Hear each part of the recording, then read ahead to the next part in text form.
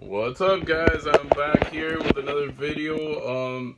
I'm showing you guys some of the movies that I've seen over the past couple of weeks, and there's a couple of titles that I need to talk about. And first off, I want to talk about this movie here called Baby Driver. Um, this is one of the movies that just slipped by me. I never saw it in the movie theaters. I never cared for it. I didn't think it was gonna be good. The steelbook came out exclusively at Best Buy. I did not buy it because I never even really paid attention to the movie. And then Black Friday came, and I picked this up for $3.99 on Blu-ray here.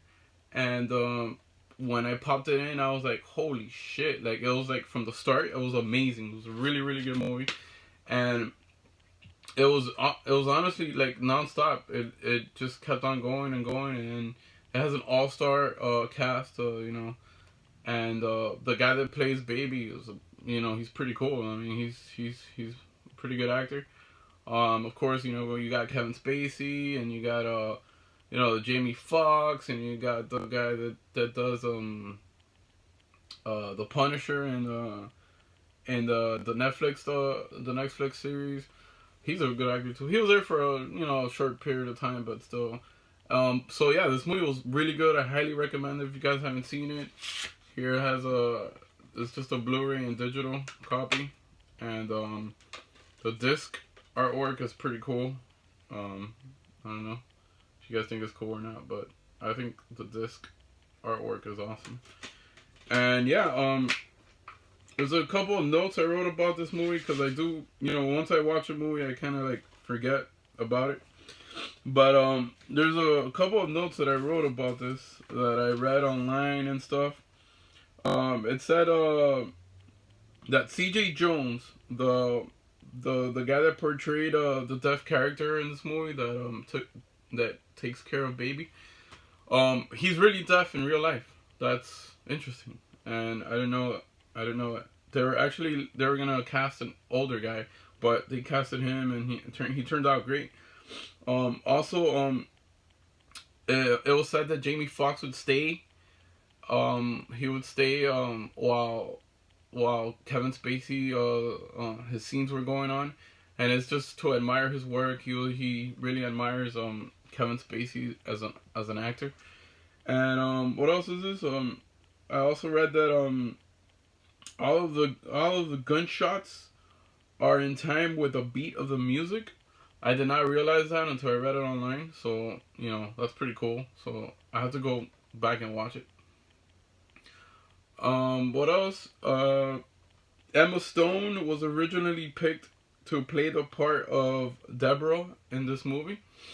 However, she chose to turn it down, and she went off to go do La La Land. But it doesn't matter because the chick that played Deborah in this movie, her name is Eiza Gonzalez. She was pretty hot, so it's okay. It was good without her anyway. So yeah, this movie was really excellent. I really recommend it. If you guys have not seen Baby Driver, I want to see it again and again and again. It's one that will not get me bored. Next up, I picked up Cake. I know it's pretty old, but I picked it up at the Dollar Tree for $1. So, and the other day I was just bored. I put it in, and it was pretty good. Jennifer Aniston, she portrays the role of a mother that lost her son in a car crash, and she's very depressed. She joins this group, and it doesn't make her any better. And it's a very depressing film. And this is actually I also heard, or I think I read online that she never used makeup in this movie, other than those fake scarring tissues that she had in her face. She had like fake scars from the accident, but other than that, she didn't use makeup. So she looked pretty bad. Like I was wondering how can you take such a beautiful girl like Jennifer Aniston and make her look so bad? Like she did not look good in this movie, but she played the role excellent, and it was really good. I mean, Anna Kendrick is in this movie. She's like a ghost that pops out and talks to her. Um, I don't want to spoil too much, but it was really good. I really enjoyed it. I also read some stuff about this online, and the crazy thing that I read about this movie online was that when Jennifer Aniston's character was at the her name is Claire in the movie. When Claire goes to the pain medicine specialist, she mentions the name of Dr. Shipman. Well, Dr. Shipman in real life was a guy that was convicted in the year 2000 for his part in over 250 murders of people that overdosed on painkillers. And this real life Dr. Shipman committed suicide back in 2004. And that was like mind blowing. I was like, holy shit! And they really used his name for that. So yeah. So here I got cake for $1, and I like it when the Dollar Tree makes those dollar sales. You can find some cool stuff in there that you won't really spend the money in or whatever. Next up, I got Table 19, and this is a movie with a pretty cool lineup of people. Craig Robinson, I love that guy, the black guy over here. He's really cool. And Lisa Kudrow. I mean, she looks really old in this movie, but it's a pretty good movie. I mean, it wasn't. I thought it was gonna be funnier. But it was an overall pretty good comedy, romantic comedy, and when I saw this, I was just bored, and I'm not a big fan of it. It was okay. Um, it's very forgetful, and all I know is that she was initially she was supposed to be the bridesmaid, but then she broke up with the best man, and the best man has another girl, and then at the end of the day she wanted to get back with the best man and all that drama, and then it was kind of cute at the end. They finally but it wasn't hysterically funny, but it was okay. I mean, I'm not a big fan of that Table 19. Next up is a horror movie, which I do love horror movies. By the way, it's like my favorite kind of movies. And this one's from Scream Factory, Shout Factory line. This is an old movie called The Burning, and I picked this up a while back ago, but I didn't see it till recently, and it's fucking badass. Let me tell you, like the makeup is done by Tom Savini. He's a legend. He's one of the, if not the best, greatest of all time when it comes to horror. And then so it was said that Harvey Weinstein, the guy that wrote this, wrote this before Friday the 13th. He claims that he wrote it before Friday the 13th, and a lot of the critics are saying the opposite. They say that they copied Friday the 13th because Friday the 13th actually came out in 1980, and The Burning came out in 1981. So there was a little criticism, but because the storyline and the plot, the plot is very similar to Friday the 13th. So, but this movie is awesome. I mean, I really liked it. Scream Factory does amazing stuff with their films. The transfer is badass, and the special features are pretty cool. They have a bunch of the Blood and Fire Memories is a pretty cool documentary on it. And but yeah, so yeah, there's a couple of notes that I wrote about this. Oh yeah, the debut of Jason Alexander was in this movie, which when I saw him I was like, holy shit, it's George from Seinfeld. And he was really cool. He was really cool from the start. Like, I guess he was a really good actor. He's a natural. And it was awesome to see him because I had no idea he was in the movie. But yeah, and this was also one of the first movies to be put on the UK list of movies that were banned from the UK. It's also known as the Video Nasties. So yeah, this belongs in that list. And let me show you. There's a reversible cover art. Like always, Scream Factory does it awesome. This is the 2-disc set, the DVD and the Blu-ray. And then I got, this is the reversible artwork, which is the original. And this is the one that Scream Factory put out. So, yeah, I mean, Scream Factory is a badass company, man. I really like it. I like everything they put out. Hopefully they continue to do all these awesome releases, because, you know, they're getting really popular. A lot of people are starting to get on Scream Factory stuff. I like Scream Factory and I like Arrow Video. I think those are the two best ones right now. But I know a lot of people have, you know, Code Red is really good. There's a bunch of good ones. Anyways, so The Burning is really good. I highly recommend it if you like horror. If you're into horror, slashers, bro, badass movie.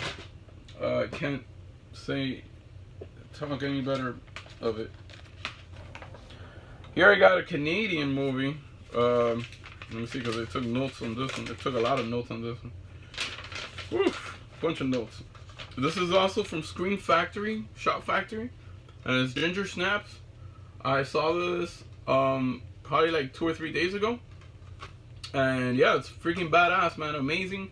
It's a werewolf film, and let me see. The funny thing about this is that it took them 6 months to come out with Ginger and Bridget. Bridget's the smaller sister. So it took them like 6 months to come, you know, to cast these girls out. And when they finally did, they both got picked the same day. And they have a lot of similarities. Bridget and Ginger, they went, in real life, they went to the same preschool. They went to the same elementary school. They were born in the same hospital. So they have a lot of things in common. And actually, Ginger is, in the movie, she's the older sister. But in reality, Bridget is 5 years older than Ginger. But it was cool. It was cool to know those facts from the movie. And also, I don't know for what reason, but Bridget has a wig in the movie. That's kind of weird. So yeah, she has a wig in the movie. The movie runs very smooth. The transfer is very awesome. It was made in the year 2000. And I remember that the production team had a lot of problems getting the funding for this movie, because it happened around the time that the Columbine massacre occurred. So there's a lot of, you know, there's violence with teens, you know, in this movie. So it was kind of hard to make at that time. Okay, so let me read my notes that I got, that I've read online about this. So yeah.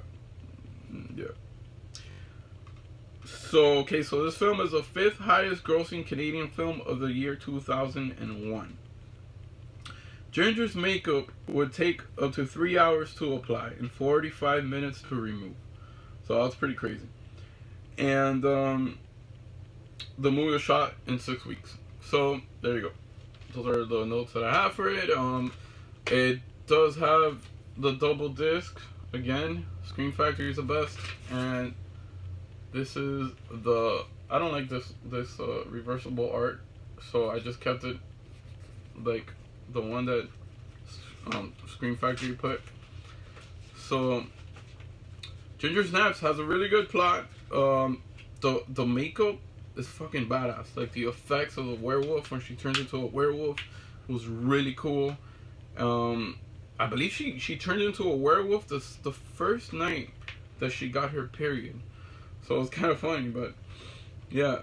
And I mean, she gets horny as hell in this movie. But it's an awesome movie. If you haven't seen Ginger Snaps, I suggest you watch it for sure. Here I got another one that I watched actually last night, because it arrived last night at my mailbox. And this is from Blue Underground, another company that's pretty cool. And this one's called Fight for Your Life. I don't know if you guys have seen this, but this movie is very, very, very bad. Like, it's super racist, sleazy as hell, from the 70s. It's I believe it's from the people that made The Last House on the Left and I Spit on Your Grave. So there you go. You can expect the worst of the worst. Um, this guy. The story is that this guy and two other guys, some Chinese guy and some Hispanic guy, they escape a truck. They're inmates, and so the truck had an accident, and then they escape, and then they go around doing all these crazy things, and they finally land on the black guy's property, and they just stay in the house and they do whatever they want. But there's this guy. I don't know his name in the movie, but his name is William Sanderson. In the movie, I think they called him King or something. So yeah, so this guy's like super racist. He's crazy as hell, and the language in this movie is really bad. Like if it's you know it's pretty bad. It's not recommended if you're not into these kind of films from the 70s. Very sleazy, very but it was good. I mean, it was alright. It wasn't great, but whatever. Then here, last, I did take some notes on this one. Here we go. Another one from Scream Factory, Shout Factory. This one's called The Battery. I saw this maybe like a week ago, and this was really really good. This is also known as Mickey and Ben versus the Dead. I don't know, somewhere in Europe. But this is really good. This is a post-apocalyptic zombie movie, and it was written and directed by Jeremy Gardner, which is this guy right here, and it was awesome. It was awesome. It was a story of these two guys that they're former baseball players, and they're out there to survive. You know, the zombie world, and you know it's fair. So I took a lot of notes on this one because I put, yeah, it was directed and written by Jeremy Gardner, which he also stars in it. Really good for an indie film. Awesome. He raised $6,000. That was the budget of the movie, by the way. He made this entire movie with $6,000, and the way he got the money is that he asks 10 friends for $600 each. And damn, he has good friends, because if I go around asking my friends for $600, I don't know. But he had 10 good friends that gave him $600 to make the movie happen. What else? The Volvo that was in this movie was bought at Craigslist for $600. Interesting. There you see in the cover, you see the Volvo there. What else? The bottle. Okay, so there was a point in the movie where they're trapped in the Volvo, and they can't get out because zombies are there. So there's a bottle that they would pee on. Well, it was said that there was really urine in the bottle during production, during the movie. So the bottle was really filled with urine. Anyways, and the movie was shot in 16 days with a budget of $6,000, which was pretty amazing. And to have, in 16 days to make a movie like this, it was awesome. So another interesting fact of the movie is that the 4 main characters were named after famous mice. You got Ben from Willard. You got Mickey from, Mickey Mouse. You got Jerry from Tom and Jerry. And then you got Annie from the Annie Mouse books. Now, that was pretty cool. And another fact was that all the canned foods seen in this movie were bought at the dollar store. So that's cool. So this is the alternative cover right here. Looks pretty cool. But as cool as it looks, I still like this one better. So I'm just gonna put it here. So that's Scream Factory for you, man. They treat us well. They pick a cover, pick a size. A side. I love the reversible artwork and all that stuff. And yeah, so there you go. The Battery. I highly recommend it if you haven't seen it. I can't say any more good things about it. And it's very entertaining. So there you go, guys. This is what I've seen this last week and last weekend. So I'll make another video soon with other stuff that I'm watching now. Okay, hope you guys liked it and enjoyed my video. Bye.